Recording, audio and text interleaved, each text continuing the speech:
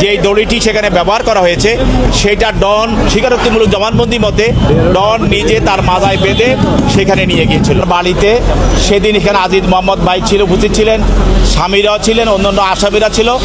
তাকে প্রথমে তার নাকে মুখে ক্লোরোফর্ম দেওয়া হয়, ক্লোরোফর্ম দিয়ে তাকে অচেতন করা হয় এবং তার অচেতনটাকে তাকে আরও গভীর করার জন্য, নিশ্চিত করার জন্য তাকে ইঞ্জেকশনও দেওয়া হয়। তারপরে পরবর্তীতে তার মৃত্যুটাকে নিশ্চিত হওয়ার পর তাকে ফ্যানের সঙ্গে দড়ি দিয়ে ঝুলিয়ে রাখা হয় এবং এই যে তাকে ঝুলিয়ে রাখা হয়েছিল, যেই দড়িটি সেখানে ব্যবহার করা হয়েছে সেটা ডন তার স্বীকারোক্তিমূলক জবানবন্দি মতে ডন নিজে তার মাথায় বেঁধে সেখানে নিয়ে গিয়েছিল।